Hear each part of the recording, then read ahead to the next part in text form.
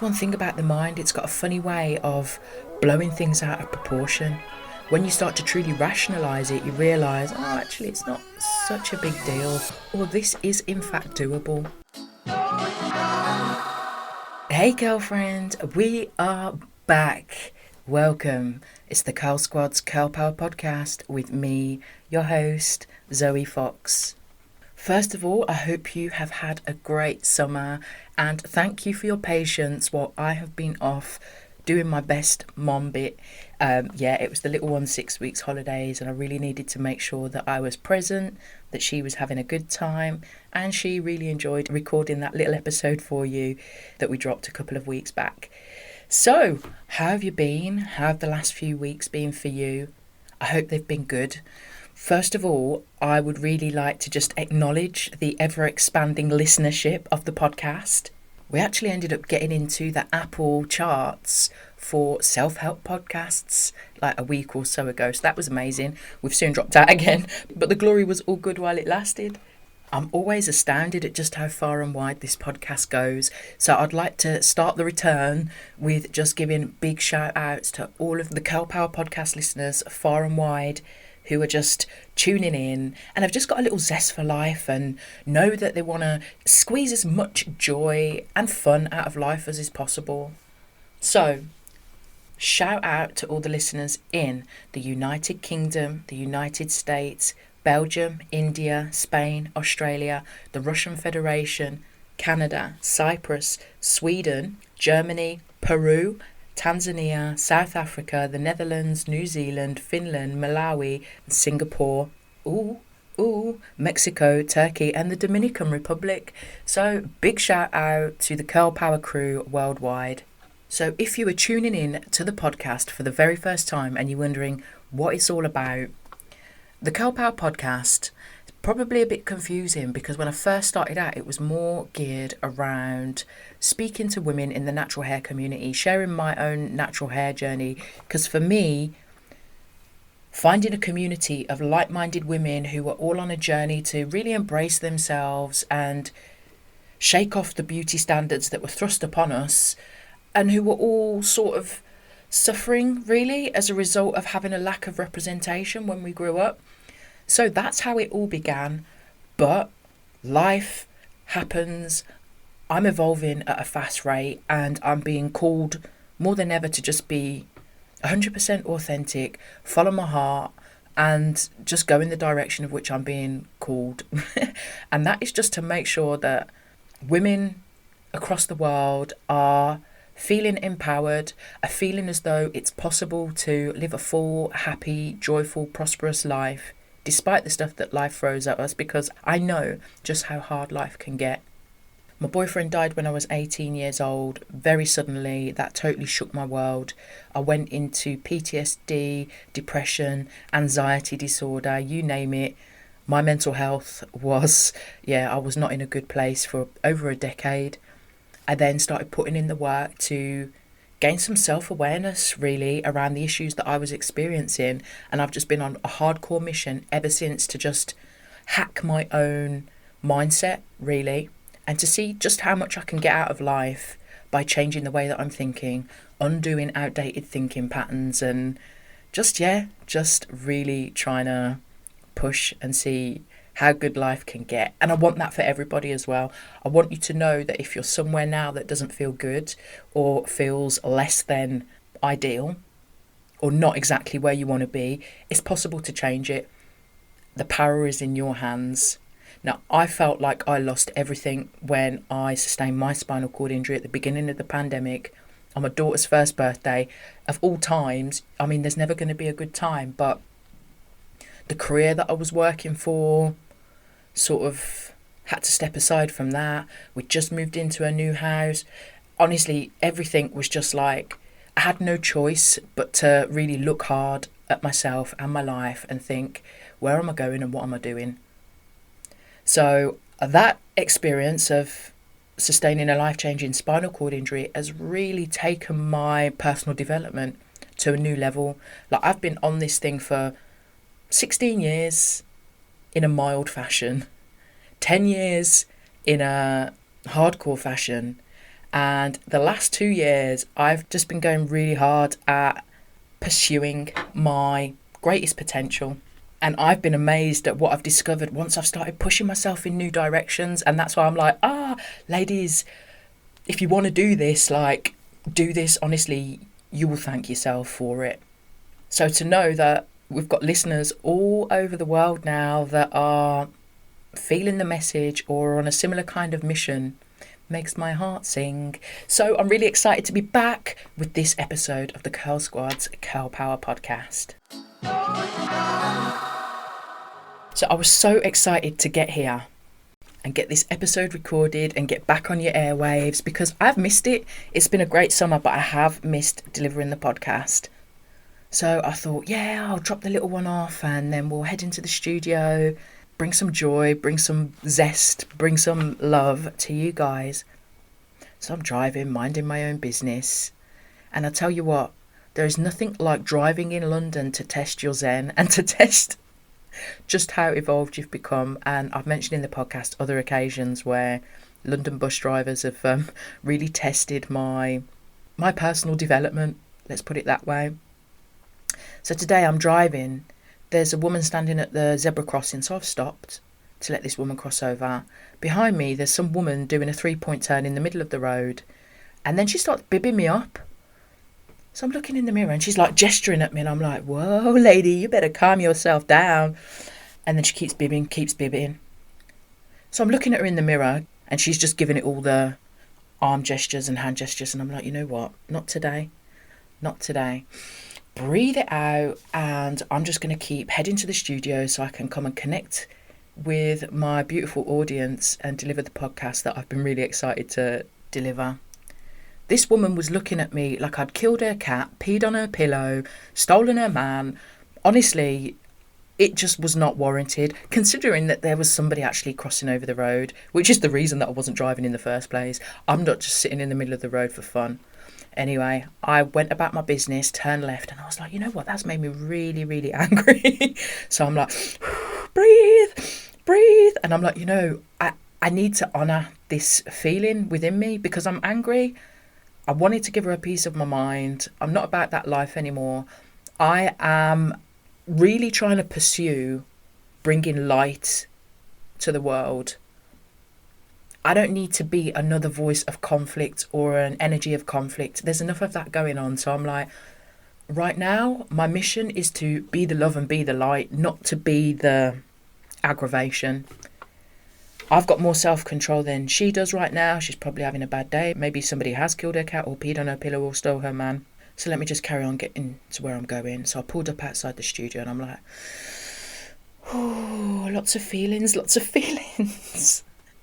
And as zen as I'm working on being right now, you can't be deluded to think that it's okay to just not acknowledge the feelings. But what I noticed today was that instead of allowing the anger to dwell for too long, I started crying. And I was okay with that because it's energy. And I recognised that this was the energy now finding its way out without me having an argument, without me adding to a volatile situation, without me, taking that anger and passing it on to somebody else. Wouldn't it be a wonderful world if everybody stepped out a little bit more mindfully? She must have been going through some stuff to be that impatient. Like literally, she decided to do a 3-point turn in the middle of the road and then expected everybody to comply around her. There's probably some stuff that she needs to work through herself. But imagine if she was just like, oh, look, there's somebody crossing the road. Let me just patiently wait here until the traffic starts moving again. If we could all take a little bit more responsibility about how we present to the world and what we're giving to the world would be a much better place. I'm wondering how many of us are finding ourselves impacted by the behaviour of others. And I know I've spoken about this in previous episodes, such as who and what is killing your vibe. But because this has just happened as I was on my way in, I thought I'd address it again.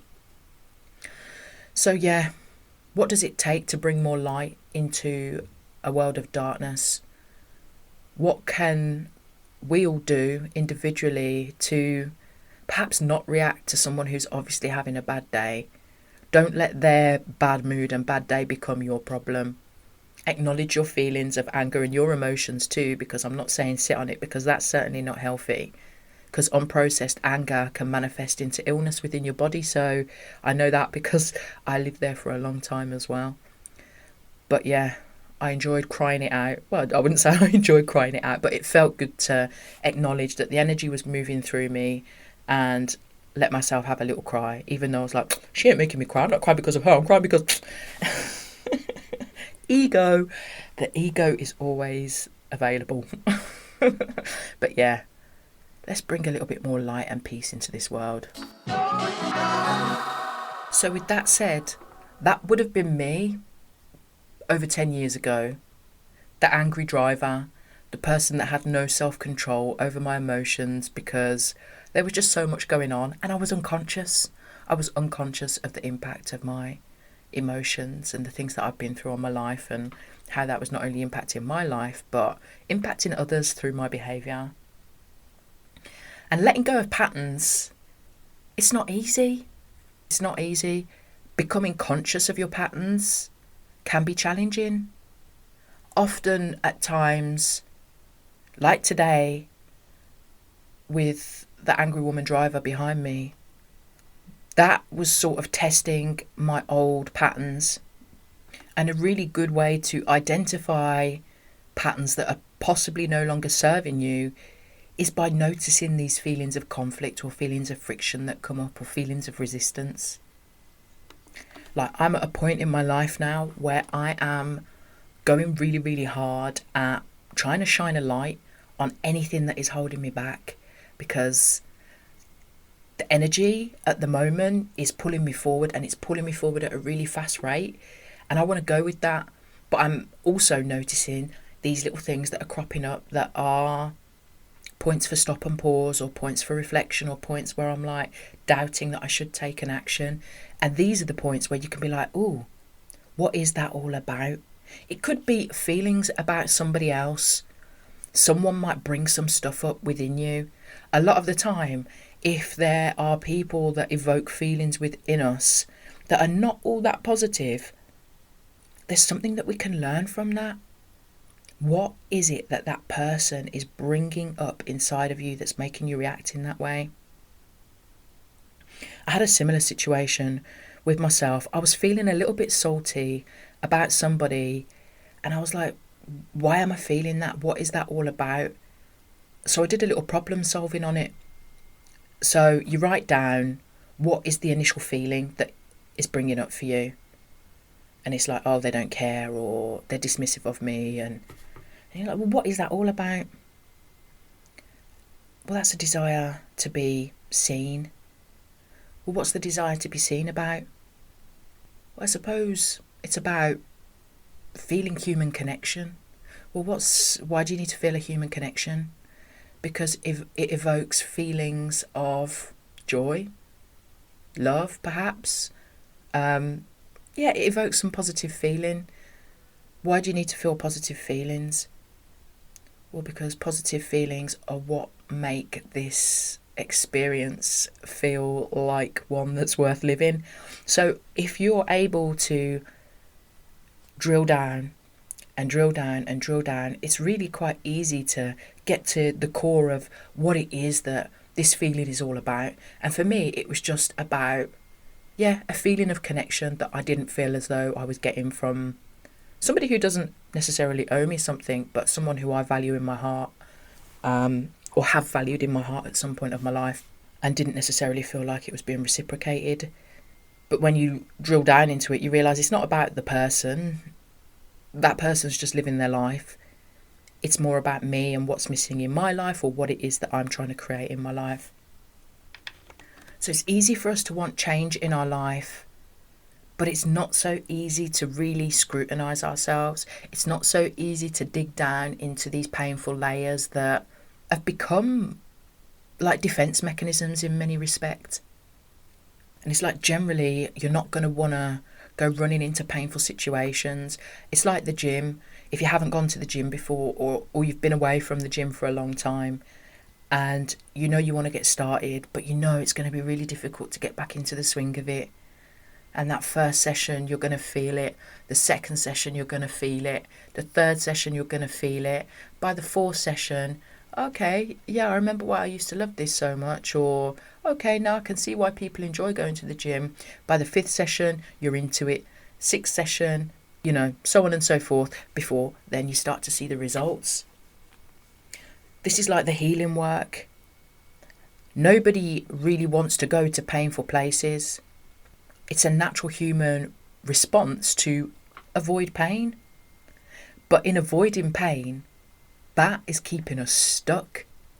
That's why so many of us sit comfortably inside the confines of our comfort zone, because going outside is just a little bit too risky. You don't know who's going to be out there. You don't know what you're going to uncover. What if I told you that taking that risk of stepping outside will often reward you in ways far greater than you can ever imagine? Once you start becoming conscious and mindful of these little things that are holding you back, they might not even be little things, they could be huge things. And when they feel huge in your head, it makes it even more difficult to challenge them, to tackle them. It's like, how do you even know where to start? So I would just go through your day, noticing where you're having less than ideal thoughts and feelings. Whether it's within your interactions with other people, or perhaps there's something that you need to do and you're noticing that you are avoiding it. There's something about avoidance within you. Go into that.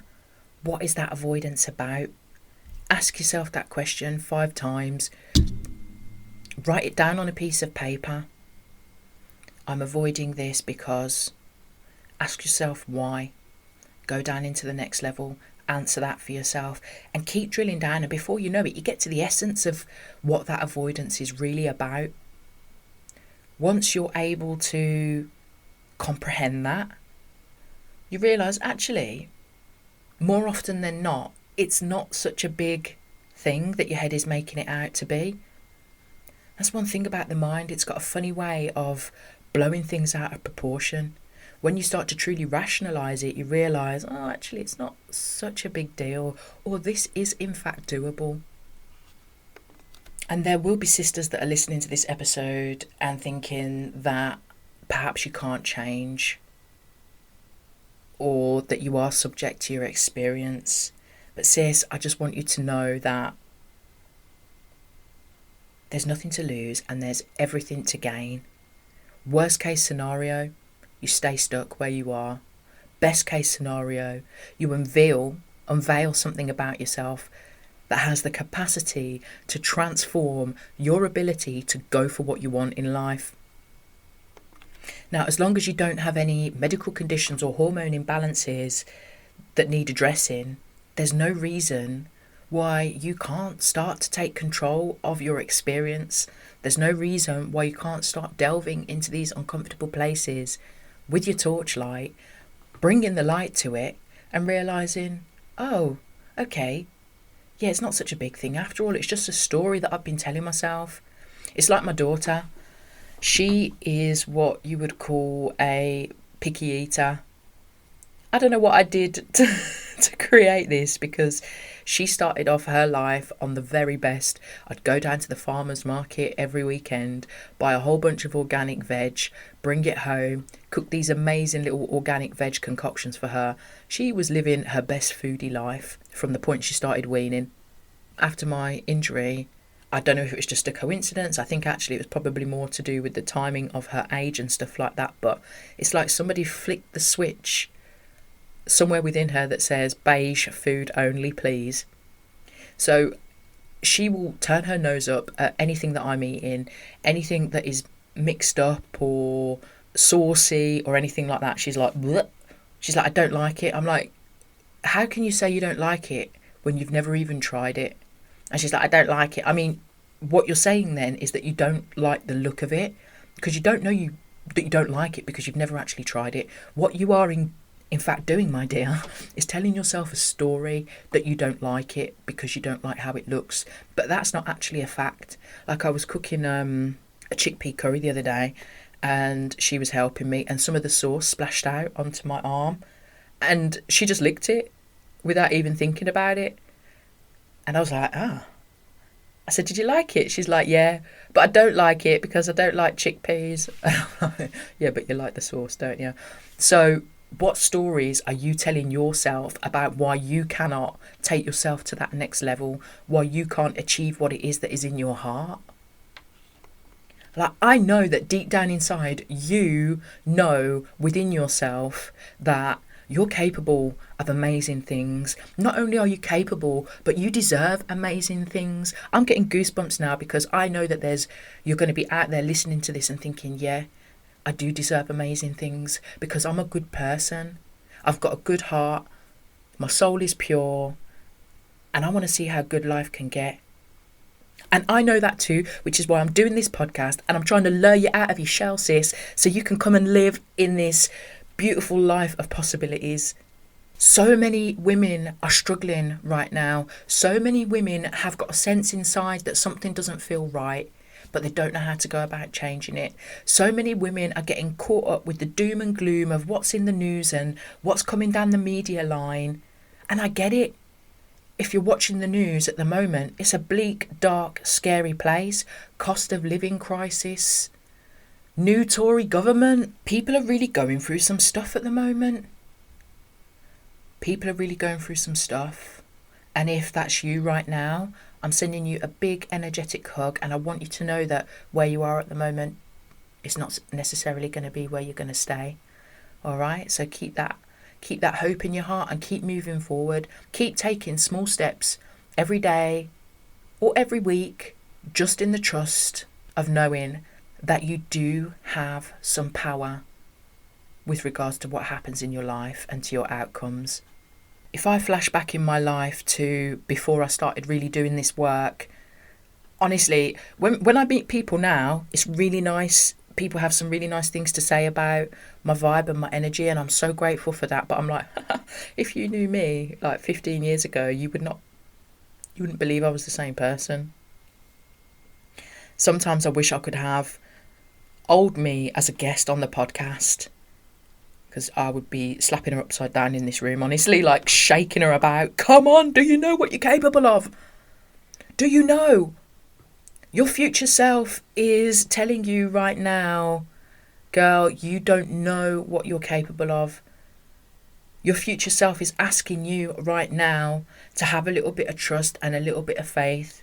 Your future self is asking you to take the time to slow down, to breathe, and to connect with your highest potential. Your higher self is out there ready to guide you. You just need to create the room and the space in your life to listen, to connect with your breath, to connect with your intuition and see what knowledge and wisdom is waiting to come for you. Because trust me, one of the big things that I've learned over the last few years is when you create the space to slow down, it's astonishing what you can discover about yourself. And this is one of the problems in the society that we live in, when everybody is so used to being stimulated 24/7. You know, we've got the phones literally at the touch of our fingertips. Instead of sitting comfortably in the silence and creating the room for us to just exist and be in a little bit of a void of space, just being truly present, we're all picking up our phones and scrolling and looking at this person and looking at that person and watching this person's life. And, you know, in doing that, how are we connecting with what our highest potential is? And I've actually enjoyed quite a break off social media in the summer. I've got a love-hate relationship with it because it is a really good place to connect with other people, but I so long to connect with people in person, you know what I mean? I so long to connect with people who share the same values and I've got that little inkling within them that life can be better. And I don't know, man, I'm just not finding my heart feeling totally fulfilled via the means of social media, because I think there's so much noise. You know, I'll go onto my phone to do something, and next thing you know, I'm on Instagram or TikTok. Next thing you know, I'm scrolling, watching doom and gloom, and I'm like, oh my gosh, how did I just get sucked into that? So it's about being really mindful and bringing yourself back. And I know I talk about it all the time because it's like, it's something that I'm observing within myself. And I know that when I've got the discipline to be like, okay, that's enough scrolling, put the phone down. It makes such a difference. And then you can consciously think about what you want to create in that space. Is it just the space to sit and be and breathe? Or the space to connect with a vision for yourself and just visualize, fantasize about a life that you want for yourself? Because once you can start to create it in your mind's eye, you can start to make it a reality. It took for me to lose everything, essentially, at the point of my injury, when my body was broken and I've been traumatized time and time and time again. At the points in my life where I've ripped myself off from having any sort of a positive future. Where I'm at now, I can't believe it. My journey has taken me to the most beautiful, beautiful places. And because I opened up my heart and I opened up my mind and I've just decided, yeah, I'm going to see how good life can get. And in doing that, life is showing me, it's giving me all the evidence of how good life can get. All the things that I never thought were possible for me are becoming possible because I've allowed the idea, that question of what is possible, to be posed. So now I'm going out and I'm learning what's possible and my mind is being blown. Oh my God, I can't wait to share some stuff with you. And I'm not talking about the material pleasures in life. I'm talking about peace of mind. You can't put a price on that. You cannot put a price on having peace of mind. It's everything. Because I lost my mind at one point in my journey. And I know the cost that had on my experience. Without my mental health intact, without your mental health intact, the experience of life is not an enjoyable one. So for me now to be in control of my experience makes my heart glow in immeasurable ways, because I am taking risks that I would never have dreamed of. I'm making moves that I would never have had the confidence to do. And I'm just doing it. Whereas before I would have told myself every single story under the sun as to why I shouldn't take that action or why I shouldn't make that move, or ruling myself out before anybody else had the chance to rule me out. Like, what is that for self-sabotage? So sis, if you are out there right now and you are going through some stuff, as I know many of you are, as I've already said, I just want you to know that you can start to take some form of action today to improve your experience and to open up possibilities. You know, I'm always one for journaling. And even if it's just that, even if it's buying yourself a notepad, make it a pretty one that you can enjoy getting out. Honestly, I am like the queen of notepads. I've got notepads everywhere. One for ideas, one for journals, one for journal questions to ask myself, one for a gratitude list, another one that I've got that I use for affirmations. I'm a Virgo, so I don't like too much cross-contamination. So I have little books for this and little books for that. Get yourself a book or two. Write out some stuff. Use it as an opportunity to express yourself. Use it as an opportunity to write down the things that you want for yourself. Because sis, that's another thing. Once you start writing things down, I swear, some sort of magic happens. The things I've been writing down over the last couple of years are coming to pass. And I'm not saying it's all down to magic, but there's something about taking pen to paper, connecting with the creative part of your brain, committing that into ink, and having a visual reminder of something that is important to you or something that you want to manifest for yourself. It certainly helps in the process of bringing it into a reality. Start putting in the work today, and you will astound yourself. Honestly, it might be weeks, it might be months, but I promise you there's going to come a point where you look back at your life and you're like, wow, I wish I'd have started doing this work sooner. But everything happens in divine timing. You come to the right place at the right time when you're meant to. But if you have got a voice inside that is urging you to take the next step, to do something to change your experience, to make it a more joyful one, a more prosperous one, a more exciting one, a more aligned one, start listening to the call. That it's okay to drop the weight from around our necks of the emotional burdens of the past. We don't need to wear the jewellery of the traumas, of the misfortunes that we've come across in our lives. It's okay to take off that brick that's dragging you back. It's time to take those shackles off. Like, you didn't consciously put them on. They've just been formed over time through experiences and things that have happened. But now you're aware, you can look down at your feet and be like, these serve no purpose for me. In fact, they're slowing me down and they're pulling me backwards. So now we're going to start unpicking the lock. I'm not saying it's going to be easy. You're not necessarily going to go and find the key straight away. But just by bringing more mindfulness to the situation, it's going to be easier to be like, okay, that's what that is. Let's move beyond that. Next thing you know, you're running off into a field of wheat into the sunset, Theresa May style. That's a Prime Minister reference if you're from outside of the UK. And yeah, just running off towards your best future life. It's a new day. We're living in a new energy. You're in a new place. You haven't got to play by the rules of yesterday that you set for yourself.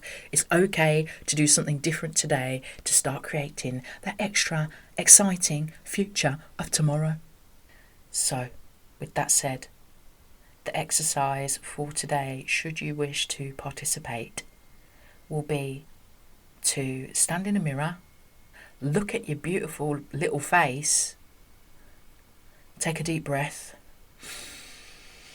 in through your nose, out through your mouth, assuming it's safe to do so and you feel called to do so. And we're going to say a little mantra to release us from the burdens of the past.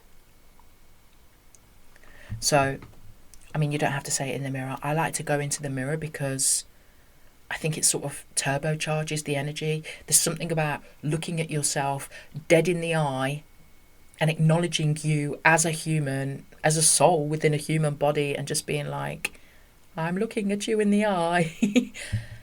You sort of can't escape from yourself in that respect.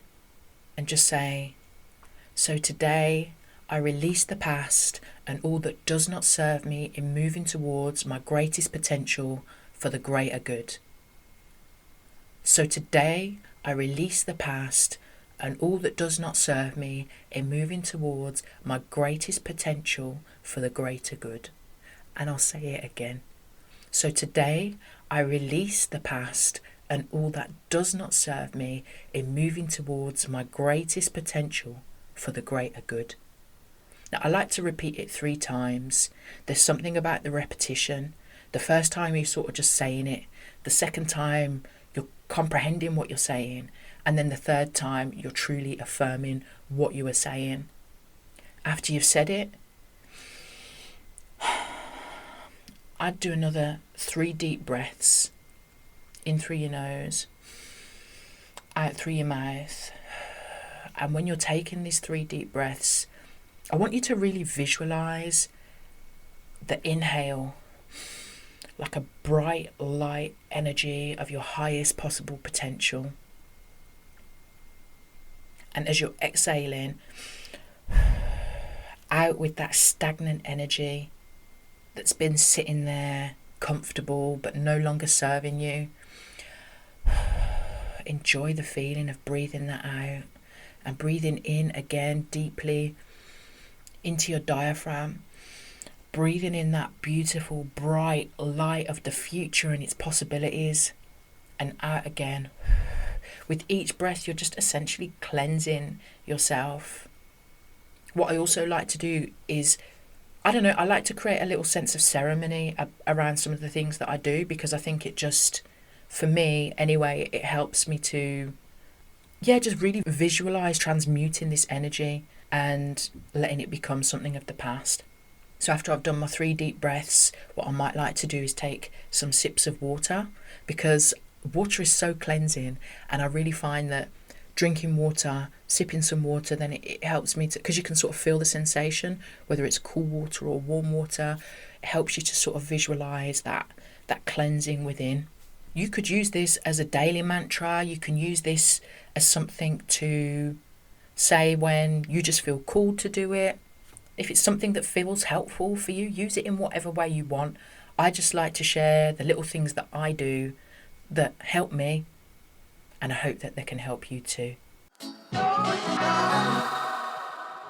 So I have created what I'm calling the Manifest Your Perfect Day the Night Before worksheet. It's essentially a PDF, it's for free, it's on the website. If you drop your email into the box, you will then receive a copy of the PDF. And it's a nice little document that just helps you to get ready and create a most amazing and productive day the night before. So before you go to bed, you're downloading, decompressing from the day and setting yourself up to have the best day possible.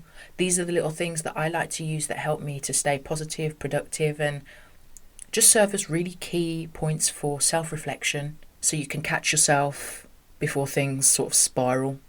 That's why I really advocate for daily practice, because then you've got so many possibilities to catch unhelpful behaviours as they arise, nip them in the bud, creating the best possible day the next day. So if you would like to download your very own daily reflection template for a more intentional day ahead, in the navigation on the website, Manifest Your Perfect Day. I'll also drop a link in the show notes so you can catch it there. But I know that some people don't necessarily know that the show notes exist. Visit the Curl Squad and download your copy. So thank you for joining me. I hope you found some benefit in this episode. If it's resonated with you, then please do tell a friend. The most amazing way that this podcast is growing is literally through word of mouth, sisters telling sisters, people listening to the episodes and thinking, oh, you know what, I think so-and-so will benefit from that, and sharing it. And that means so much to me because, yeah, I'm just out here trying to do my best with this one-man band. There is no team. It's just me trying to make the best out of life and trying to help you to create the best in your life. So please do share the episodes. Follow us on socials. You can come and find me at zoe.e.fox on Instagram. You can also follow the Curl Squad at the Curl Squad on Instagram. Follow us on TikTok, again at the Curl Squad.